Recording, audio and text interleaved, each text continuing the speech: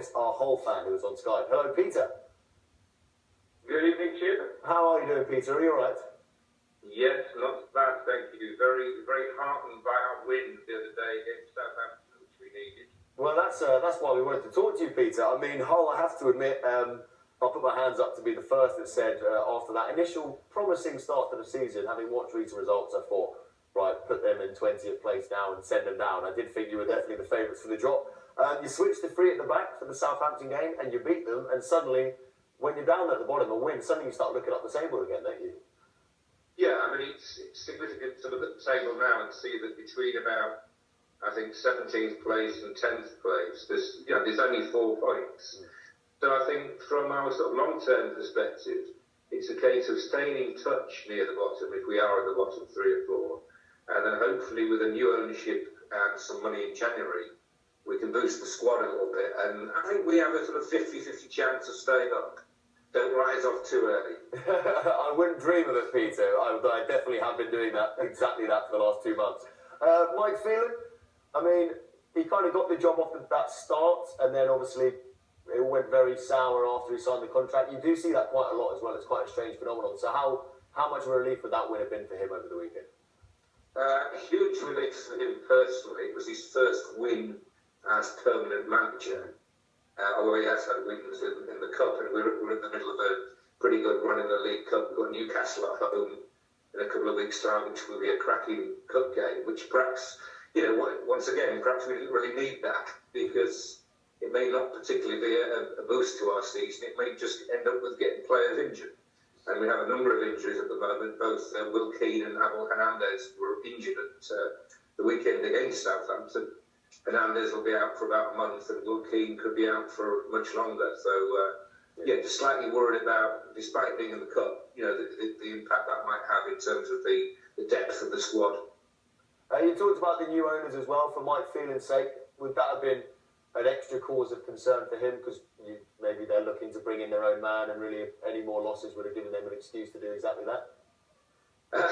Look, it's a really strange one in terms of the new ownership at the moment, because the club's been up for sale for 3 years. Now, fairly dubious owners have constantly said the club's up for sale.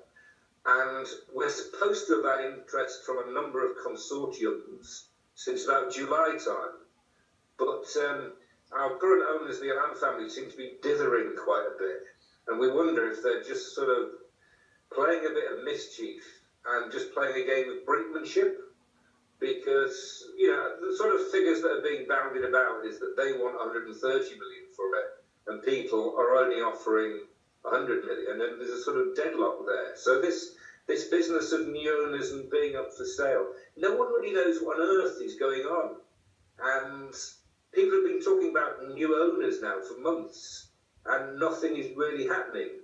We get glimpses of, there's a new bid on the table and we're heading for due diligence, but it's very unsettling still behind the scenes at Hull City.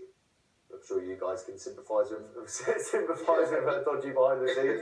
You've got 2 guys there who I'm sure will know all about the sort of setup we have, where, at the moment our fans are almost at an all-time low because they feel they're being completely hoodwinked by our owners and emotionally blackmailed, because although you will see the empty seats at the KCOM, I think the level of dissatisfaction is extremely high, and a lot of people are going along with a heavy heart. You can't change your football club like you do your supermarket, can you? If you're being treated badly, it's not like that. You still go along most of the time because it's your club and you've been going for years, and it's like they've got you sort of locked in there. It's emotional blackmail. They know people won't stop going in huge numbers. Some people are boycotting, but it's very clever. And I think we have to fight back as fans and show that we need to be valued still. We are a big part of football, even in 2016. And I'm sure the lads would agree with that. Yeah, I think you're absolutely spot on there, Peter. Absolutely spot on. I think the businessmen have been taking advantage of fans' loyalty for far too long in football recently. Peter, we're going to let you go, mate. We've only got a minute to go to the break. In one word, where are you going to finish this season? I'll take 15th.